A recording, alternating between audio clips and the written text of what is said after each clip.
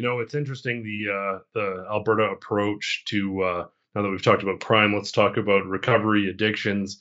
By contrast to the madness of Hmm. safe supply. Now we saw an overall trend of decreased deaths. There's been a couple months that have been a bit off in Alberta, but generally the trend is good. But to actually look at the direct statistics on safe supply programs, and this coming from True North data on safe supply drug programs shows increase in deaths 6 months after British Columbia decriminalized simple possession of all drugs. Statistics show that drug overdoses are projected to hit an all-time high by the end of the year.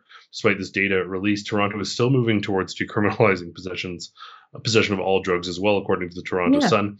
The City of Toronto has requested an exemption from federal drug laws pushed by Chief Medical Officer Dr. Eileen Davila and Police Chief Myron Demke, supported by Council. Toronto's request encompasses an even wider range of drugs than what has been decriminalized in BC. Who on earth?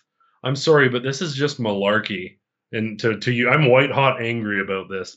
To use Minister Evie's language, look around. Like these people literally don't leave their ivory towers and look at the world. Like as you have safe injection sites and safe supply, and you decriminalize drugs, everywhere looks like East Hastings.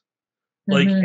Yeah. every downtown core Why is wouldn't starting to it? look like, yeah. Yeah. Well, and it's just getting worse and worse and worse. And there's such a disconnect. Like I don't even need the statistics to know the government handing out drugs and the government decriminalizing drugs across the board is not effective. Don't get me wrong. I get the war on drugs is not a winning strategy. It generally Hmm. hasn't Hmm. been.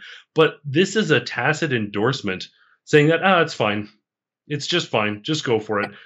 And that's the It thing. Yeah. doesn't work, and you can see it on the streets. Everywhere that does this turns into like Portland or turns into San Hmm. Francisco with the tent cities. This is the outcome of these policies. Why are they doing this? No, you're right. And also just from an enabling perspective, I mean, some things are supposed to have stigma and consequences. Again, you can't be locking up everybody who's using drugs or things like that. But the government shouldn't also be like, here you go, have a good day, and watching these overdoses going up and pretending like it's a good thing. And then other governments repeat. This is very concerning. We are missing the mark on so many levels. I've said it before. I do have experience with working with people with co-occurring disorders. That's people who struggle with addiction and mental health together. And that is the vast majority of people you're going to see in these areas using these sort of facilities and things like that. It is people who are dealing with mental health issues, trauma, and addiction. So you are not helping unless you are having a full multi-pronged approach, and it's just going to keep building and building. And people who live in that sort of field, some of them, some of them don't even want homes. That's the reality. Yeah. Some of them don't want to follow rules where they have to be in by 10 at night and things like that. So they start migrating to certain areas, where you can get the free drugs, your people there.